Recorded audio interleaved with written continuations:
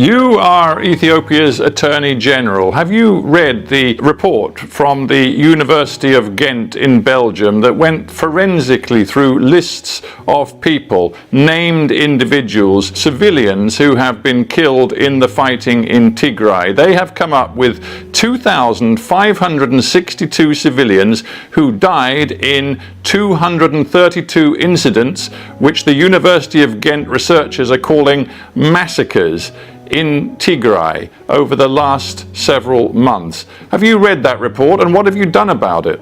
We take all such allegations, all such reports seriously. We look into it. We conduct investigations. We are committed to ensuring accountability. The government of Ethiopia does not condone any such violations. And as we have tried to communicate to the public at large previously, we have conducted several investigations. There are additional investigations that are underway, both through the civilian and military tracks. And whenever we identify perpetrators, to the extent we find these kind of reports credible, we take measures to ensure accountability. Amnesty International have released a report this month, again using more than 60 testimonies from eyewitnesses, which they say provides overwhelming evidence of systematic sexual abuse, rape, and other terrible forms of sexual abuse carried out by Ethiopian army forces in Tigray since the beginning of this conflict. When you talk about justice and accountability, what have you done about that? We are conducting and we have conducted investigations.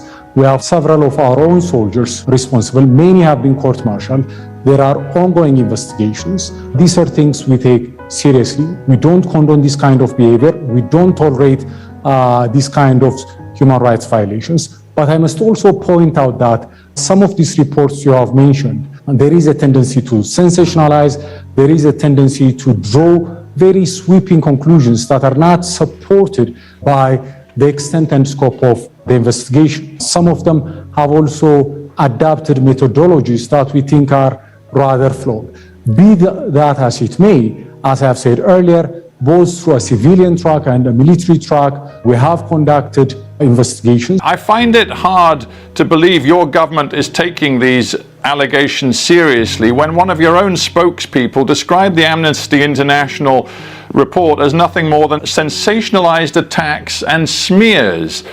If you were serious about these terrible allegations, which involve accusations of victims being held in captivity for days and being systematically raped, some being handed over for sexual slavery, some being raped in front of their children, if you took these accusations seriously, you would have dozens and dozens of members of your armed forces behind bars right now. As I've said, these kind of matters are matters we take seriously. Yes, there could be sensationalized reports, and there are sensationalized reports drawing very exaggerated and unsubstantiated conclusions, but we take the victims seriously. We have conducted investigations, and more than dozens of our own soldiers have been sentenced to serious penalties, some including to life in prison. How many? More than 30. So our action speaks for itself. And in addition to this, I want to point out that the Ethiopian Armed Forces, the Ethiopian National Defense Force, is a disciplined fighting force. It is a force that has a long track record of serving within the UN framework, going back as far as the Korean War and in several parts of the continent. Its reputation for discipline, for integrity is there for all to see.